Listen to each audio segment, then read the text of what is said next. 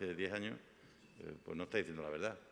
Y probablemente decisiones que tomamos hace 10 años, pues ahora están sencillamente fuera de escena, porque se refieren a un modelo de sociedad y de convivencia completamente diferente a la que entonces había, ¿no? Reitero, sé que es un plan muy especial para los que han trabajado en poderlo lograr, y por eso les doy especialmente las gracias a todos los que lo han hecho posible. Muchas gracias.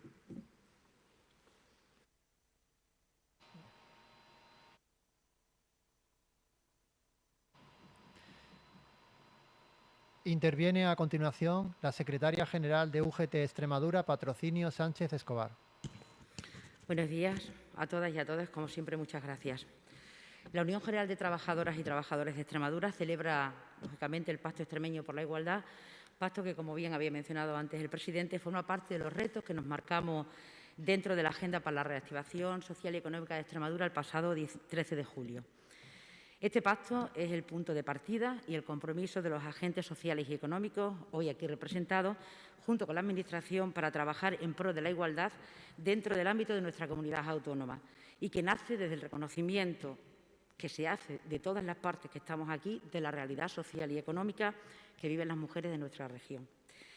En este sentido, el documento que firmamos hoy aquí, en su contexto político, social y económico, plasma una imagen fiel de la realidad de la mujer extremeña.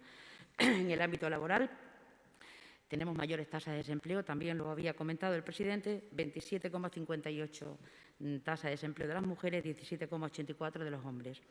Y en el ámbito social y familiar, asumiendo mayoritariamente la tarea de los cuidados y recayendo la mayor carga en el reparto de las tareas del hogar. Todas estas cuestiones, entre otras, son un impedimento en el logro de la conciliación y la corresponsabilidad entre la vida personal y familiar y repercute sobremanera en lo que denominamos brecha salarial, que existe entre hombres y mujeres y que actualmente en nuestro país es del 21,4% y en Extremadura es del 17,54%. Inciden también en la brecha, evidentemente, otros factores como la temporalidad en el empleo y la parcialidad de los contratos que mayoritariamente recaen sobre la mujer. Esto se ha visto bastante agravado durante el tiempo de pandemia, que seguimos en ella, pero afortunadamente ya con el tema de la vacunación parece que vamos doblegando. No hay que olvidarse, y nosotros no queremos hacerlo, de la violencia de género. Es una cuestión que debe abordarse con urgencia desde los gobiernos. No podemos seguir asumiendo las cifras de asesinatos machistas que se están produciendo, porque son asesinatos. 14 en lo que llevamos de año y acabamos de asistir como en apenas una semana han sido asesinadas 6 mujeres desde enero de 2003, en la fecha en que se contabilizan los asesinatos machistas, más de 1.000 mujeres han muerto en manos de sus parejas o exparejas, 1.092 mujeres y 40 menores, hijos e hijas de estas. Damos las cifras y de verdad damos unas cifras así, pero si realmente lo pensamos es brutal. Sigue habiendo asesinos que asesinan a las mujeres. Por lo que he mencionado anteriormente, este documento recoge 3 líneas de actuación fundamentales en pro de conseguir una sociedad más justa e igualitaria en nuestra sociedad extremeña y combatir de modo integral la violencia de género. Son, el presidente creo que también las ha remarcado antes, la estrategia de conciliación y corresponsabilidad, la estrategia de igualdad social y la transversalidad. Hay que actualizar la actualización legislativa en materia de igualdad en hombres y mujeres. La Unión General de Trabajadoras y Trabajadores es un sindicato feminista. Y en eso entendemos que ahora tenemos la oportunidad, a través de este acuerdo, de intentar cambiar algo las cosas, a través de estas 3 actuaciones que se van a empezar a trabajar desde este momento, en las diferentes mesas de concertación social, haciéndolo siempre desde la perspectiva de género que nos caracteriza. Es de justicia conseguir esta meta que nos proponemos con la firma de este documento, porque somos el 50% de la sociedad. Y también porque es justo reconocer que en este tiempo de pandemia, que sobre todo el año pasado sufrimos de manera más agresiva, se han puesto de manifiesto las graves consecuencias sociales que tienen para las mujeres las tareas de cuidados y la ausencia de buenas políticas de corresponsabilidad y de protección social, tanto para las mujeres que trabajan en el sector de cuidados como para las trabajadoras que asumen de forma informal las tareas en el ámbito del hogar y han tenido que compatibilizar trabajo y cuidados familiares, sobre todo en los periodos más restrictivos de la movilidad y en los confinamientos domiciliarios. Por ello, es necesario dignificar el sector de cuidados con servicios públicos de calidad. En esta materia, adoptar más y mejores políticas de corresponsabilidad y compatibilidad de la vida familiar y laboral y de protección social igualitaria, imprescindible para toda la sociedad, porque aunque las consecuencias recaen sobre las mujeres, los cuidados son esenciales para toda la sociedad y este pacto se ofrece como una oportunidad de ello. Nosotros no vamos a cejar en el empeño de las estrategias que este pacto marca salgan adelante con el consenso de todas y de todos. Y también no quiero despedirme de terminar esta valoración sin agradecer a los equipos que han estado trabajando. En el pacto ha sido difícil. Somos agentes sociales y económicos, a veces evidentemente con algunas diferencias, pero sí que yo creo que hay que poner en valor, primero, el trabajo que han hecho los equipos, tanto de comisiones de la Unión General de Trabajadoras y Trabajadores, la propia consejera, que también ha estado muy implicada en el pacto. Por lo tanto, yo creo que es una buena forma de empezar. Nos queda mucho por trabajar, pero yo creo que entre todas y todos vamos a conseguirlo. Así es que nuestra valoración, evidentemente, de esta estrategia, de este pacto es positiva y ahora seguiremos trabajando para desarrollarlo en toda y su justa medida.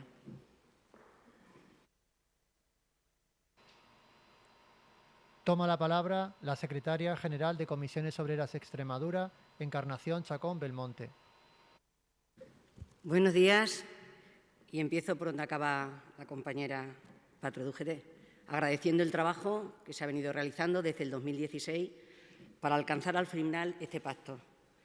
Me voy a permitir iniciar mi pequeña intervención, mi breve intervención, con datos. Mujeres en cifras. Datos EPA del primer trimestre. Tasa de paro de mujeres, 10 puntos por encima de la tasa de paro de hombres. Tasa de temporalidad, el 32,7%, frente a un 29,4%. Brecha salarial, hablamos de una media de más de 3.000 euros y en los salarios más bajos estamos hablando de una brecha superior a los 5.000 euros. Un dato importante, ¿quiénes se piden los permisos para atender a las personas, las excedencias por cuidados? Estamos hablando del 87% siguen siendo mujeres. Violencia de género, hoy, el último asesinato en Sevilla, 15 las mujeres a lo largo de este año, después de esas 72 horas trágicas donde 5 mujeres fueron también asesinadas. Por eso, lo que venimos a afirmar hoy aquí, este pacto de género debe ser la herramienta de transformación de esta sociedad dual, desigual, sexista y discriminatoria hacia las mujeres. Los datos los avalan, esa realidad está ahí y eso hay que transformarlo. Por eso, junto a la estrategia salarial y a la estrategia de conciliación y corresponsabilidad, junto con la adaptación de la Ley de Igualdad de Género e Igualdad de la Violencia de Género, tienen que ser las medidas que este mapa, que esta realidad que hemos expresado hoy, en breve pueda tender a cambiarse. Necesitamos recursos públicos, políticas de corresponsabilidad y de conciliación. El decreto que viene a regular las auditorías y el registro salarial es una herramienta importante para ir erradicando las discriminaciones que existen ahora mismo y las brechas salariales.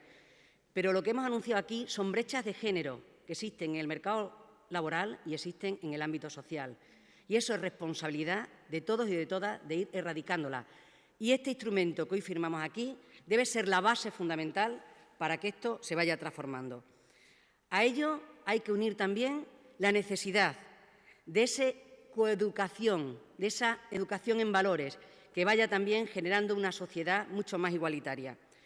Romper los estereotipos de cuidado es fundamental, no cargar la responsabilidad en una parte de la sociedad. Ese es el camino, insistimos, recursos públicos, cambio de mentalidad social y, fundamentalmente, también cambio de mentalidad empresarial, que afortunadamente estamos en ese camino de ver que la salida tiene que ser más derecho y más garantía.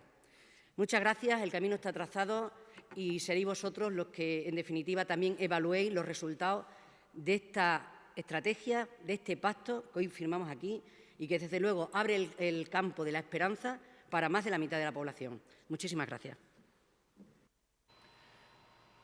Cierra el turno de intervenciones el secretario general de la CREX, Francisco Javier Peinado Rodríguez. Muy buenos días, muchas gracias por vuestra participación y ser notarios de la firma de este pacto. Un pacto que, como bien ha dicho el presidente de la Junta, yo creo que es un pacto con mayúsculas, más allá de la agenda por la reconstrucción económica y social de Extremadura que concertamos en su día. Este es el pacto más transversal y, si me permitís, creo que el más importante, porque no solo es un pacto que obligue a los que lo firmamos, en este caso el Gobierno de la Junta de Extremadura, a los dos sindicatos mayoritarios de UGT y Comisiones Obreras y a la CREX como única organización representativa del colectivo empresarial, sino porque además tenemos que intentar trasladarlo a toda la sociedad de una manera muy clara, porque la igualdad con mayúscula excede no solo del ámbito laboral, del ámbito administrativo, donde por mucha regulación que se ponga, con la que nosotros precisamente pues no somos especialmente proclives a ello, porque creemos que más allá de las obligaciones que de manera coercitiva haya que imponer para regular y conseguir lo que ahora es un derecho, aquí se trata de convencer a toda la ciudadanía de que es una necesidad. Nosotros, en los tiempos que vivimos, no nos podemos permitir efectivamente que haya personas, por razón de sexo o por cualquier otro motivo o causa, que realmente no tengan la misma capacidad, la misma igualdad de oportunidades para aportar y sumar, en definitiva, sea bien en el ámbito laboral, sea en el ámbito social, sea en el ámbito familiar o sea al nivel que sea.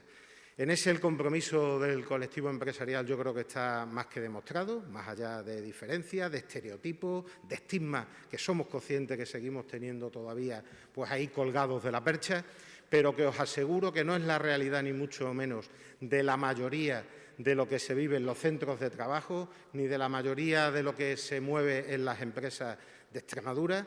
Y tanto es así que también a nivel organizativo, aunque por desgracia parezca que en la CREX está muy masculinizada, os aseguro que hay mujeres muy importantes, que tienen muchísima presencia, que están de manera muy proactiva y a las que me vais a permitir que hoy de una manera muy clara recuerde, desde sus orígenes, como fueron Antonia y Chelo, hasta personas que están ahora mismo, pues como puede ser Maribel, Luisa, Marga, otra Marga más, Paloma, Pilar. En definitiva, alguna que me disculpe que se me olvide ahora mismo, pero mujeres, como digo, con mucha presencia.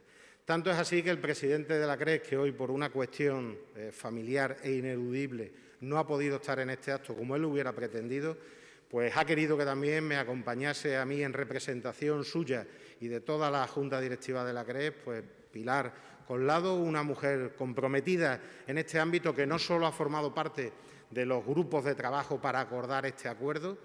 Por cierto, aprovecho ya para agradecer a todas las personas que habéis estado trabajando durante tantísimos meses. Yo me atrevería que en este caso, aunque es cierto que nos cogió la pandemia, son años, ¿no, María José? A María José, a Beatriz, a Paco, también por la parte, obviamente, la consejera, que ha tenido muchísimo arte y parte en esta situación, también la directora del IMEX, Estela, también todas las personas desde el IMEX y desde la propia consejería que habéis estado trabajando con tesón para que llegásemos a este acuerdo, que es solo el punto de partida. El presidente lo ha dicho, yo no voy a reiterar por no alargarme más. Tenemos ahora 3 retos importantes donde vamos a empezar realmente a plantear las cosas más serias y más rigurosas, sobre todo, de obligado cumplimiento. Pero reitero, de algo que tenemos que ser capaces de trasladar a toda la sociedad para que seamos conscientes de que hay que conseguir esa implementación de una igualdad plena, inclusiva, real y efectiva, que es también lo más importante en los tiempos que nos quedan decir.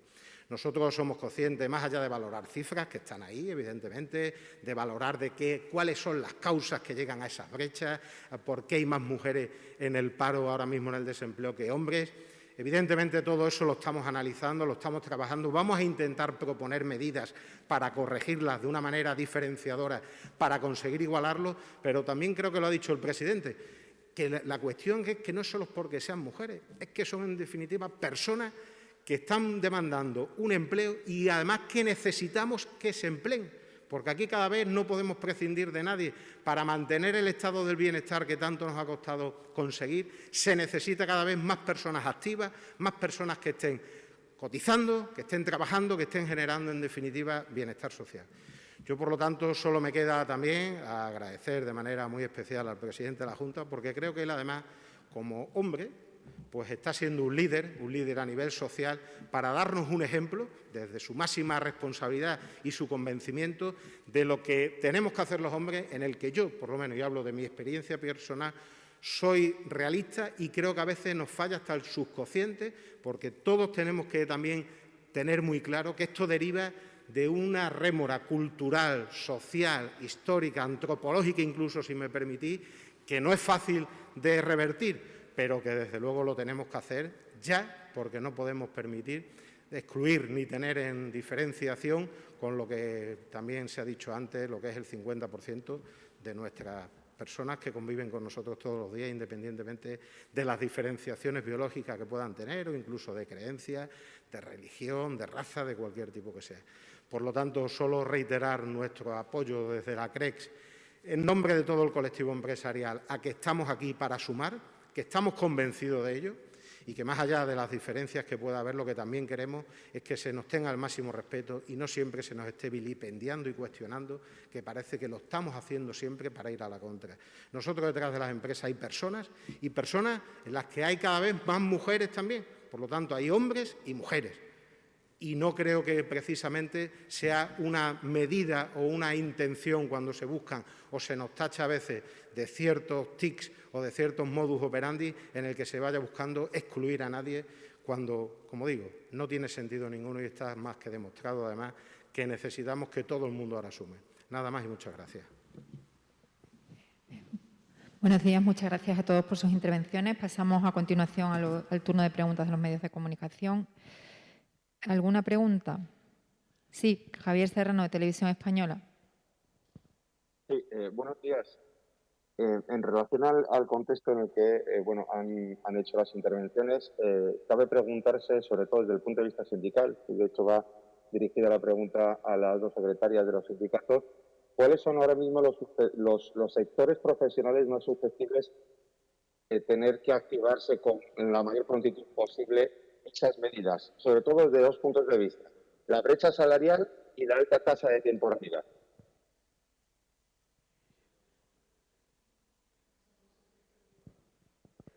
Es que no te hemos escuchado muy bien, Javier, pero creo que sí. A ver, sí. ¿qué ha dicho? Sectores más, los que más lo pueden sufrir, ¿qué sectores que las mujeres? Evidentemente, los sectores más complicados son los sectores que están más precarizados, evidentemente.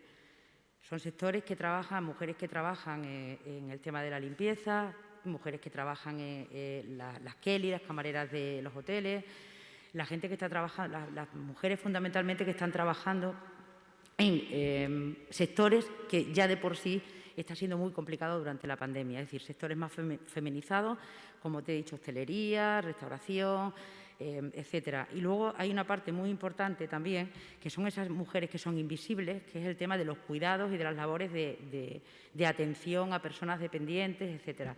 En ese sector también, en el tema de la dependencia, también las trabajadoras no tienen unos sueldos como entendemos que deberían tener, los contratos son más precarios, por lo tanto son esos dos tipos de sectores.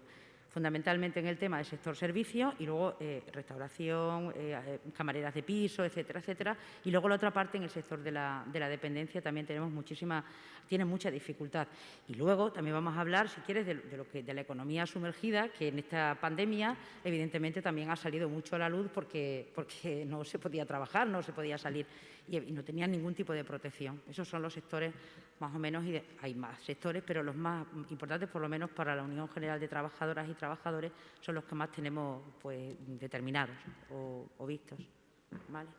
¿Sí? ¿Te vale con eso? Vale. Sí, vale. Bueno.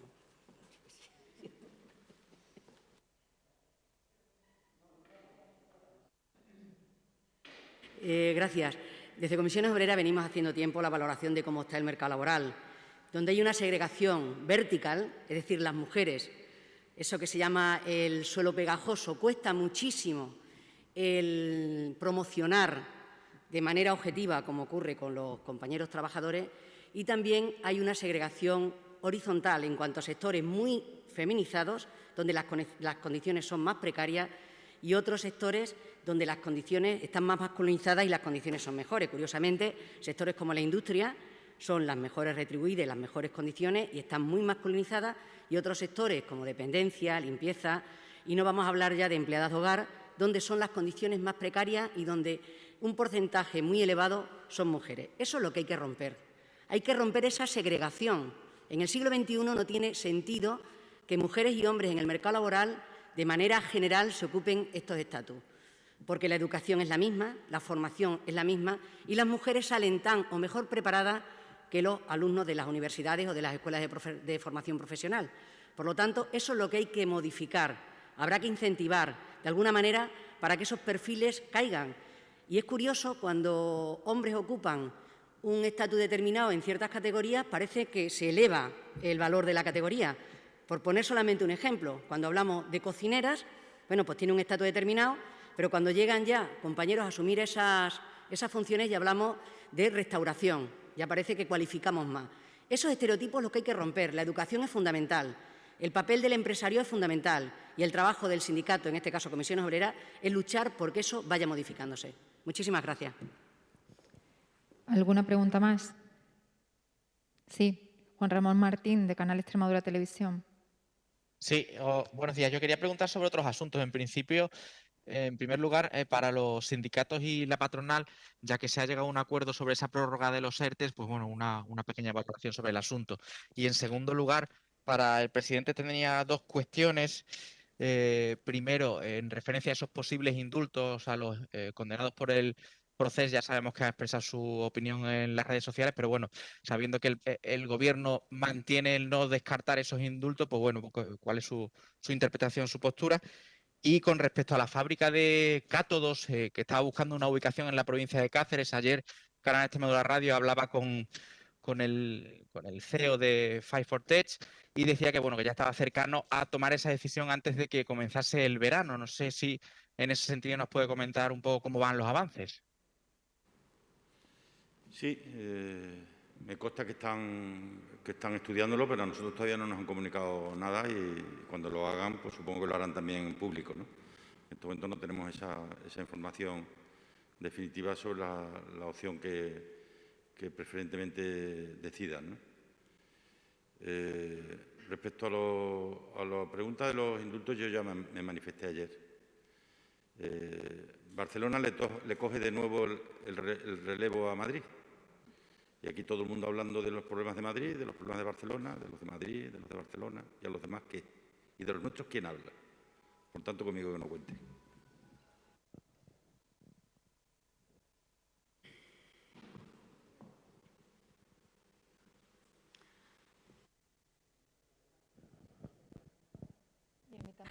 A ver, en el tema de los... Has hecho una pregunta con el tema de los ERTE. Evidentemente, ayer se llegó ya a un acuerdo, se trata de consejo creo que es esta tarde a las 4:30. Nosotros hacemos una valoración positiva porque seguimos entendiendo que es un mecanismo importantísimo para los trabajadores y las trabajadoras que lógicamente tuvieron que ser cuando una empresa cerró por el tema de la pandemia. Por lo tanto, valoración positiva porque seguimos manteniendo el escudo social para muchos trabajadores y trabajadoras que están en esa situación.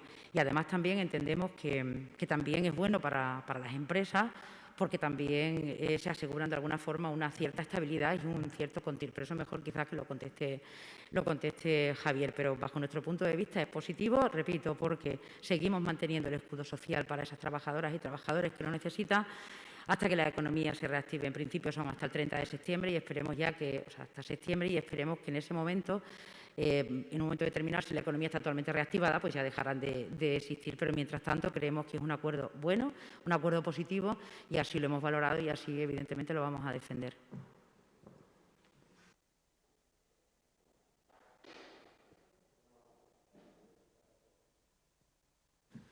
Bueno, para la Confederación Empresarial Extremeña es un acuerdo in extremis, un acuerdo que se cerró por la tarde por el Comité Ejecutivo de COE y es un acuerdo de mínimos. Es de mínimos porque, lo primero, no entendemos este afán que sigue teniendo el Gobierno después de que se ha visto que el timing de la pandemia no lo controla todavía nadie a día de hoy y ese afán de otra vez someternos a otro estrés el día 30 de septiembre cuando venza esta figura.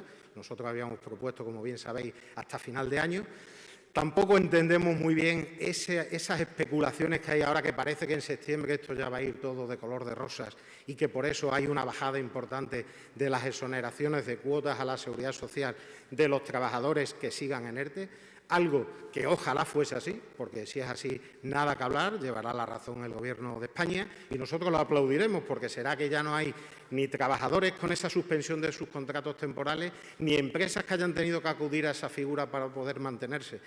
Pero, sinceramente, lo que sí que nos ha parecido fuera de tono y que al final nos la hemos tragado por esa lealtad institucional y en pro del interés general, pues esa visión que se ha dado por parte especialmente del ministro de Seguridad Social, de que es que parece que hay un voluntarismo y un fraude a la hora de determinar las empresas si realmente rescatan o no a sus trabajadores de los ERTE y si hacen otro tipo de contrataciones. Mire usted, parece mentira que eso lo diga un ministro de España, cuando además sabemos las actuaciones que está haciendo de manera efectiva. Y además que nosotros asumimos la inspección de trabajo, donde la incidencia de todas las inspecciones y requerimientos que se han hecho por parte de la inspección con respecto a los ERTE no han llegado ni al 1% siquiera de todas esas actuaciones inspectoras. Entonces, ahora que alguien que tiene esa responsabilidad y que tiene además los medios para combatir si hay alguna casuística de ese tipo, que yo no la podré negar en ningún momento, pero que evidentemente no es ni con mucho la mayoría del uso que están haciendo las empresas y los trabajadores de esta figura, que además ha sido la única figura que realmente ha servido para poder mantener la situación del mercado de trabajo en este país. Y también yo creo que ha permitido aguantar que no estuviésemos desde un punto de vista social en una situación con mucho mayor deterioro, que se lleve a estos estrés continuamente cada 4 meses. Pero bueno, fue una decisión que tomó el Gobierno. La primera vez podía tener su sentido porque todos pensábamos que la pandemia iba a pasar rápido, pero llevamos ya, creo que son 16 meses de pandemia, no sabemos, por desgracia, todavía cuándo va a terminar, y es someter un estrés continuo a toda la sociedad, al diálogo social y a la representación de los trabajadores y de los empresarios, a una coyuntura que, sinceramente, no terminamos de entender. Pero dicho lo dicho, bendito sea que por lo menos hay un acuerdo, que las empresas que lo necesitan y los trabajadores que también lo necesitan van a poder seguir durmiendo tranquilos dentro de la intranquilidad que todos tenemos, pero evidentemente, como digo, para nosotros es un acuerdo de mínimos. Para Comisiones Obreras este acuerdo es muy interesante, es importante, es necesario. Es cierto que finalizará en septiembre, las vacunas van muy bien y creemos que es el momento donde pues nuestra situación económica va a empezar a variar y la situación laboral también. Es importante que se haya llegado a este compromiso, a este acuerdo, como digo, dentro del marco del diálogo social, y este es el camino. Lo siguiente, la derogación de la reforma laboral, la derogación de la reforma de las pensiones. Esas son las asignaturas que esta sociedad tiene todavía pendientes y el camino es el que se está iniciando a través de la concertación y el diálogo social. Esta medida que hoy estamos hablando de ella, de los ERTE, ha impedido que en nuestra región más de 40.000 trabajadores y trabajadoras hubieran perdido el empleo. Por lo tanto, estas son las medidas. Insistimos, la vacuna, el efecto de la misma va a posibilitar que en torno al final de verano, como está comprometido y el Gobierno se ha comprometido y los datos nos están dando esa realidad de que no sean necesarios. Es verdad que necesitaremos otras medidas que hay que acompañar también. Los ERTEs no es la medida, los ERE sí. Es decir, tenemos que seguir garantizando que no se pierda empleo en las empresas. Y ahí Comisiones Obreras va a estar peleando para que eso ocurra. Muchísimas gracias. ¿Más preguntas? No, pues muchas gracias a todos.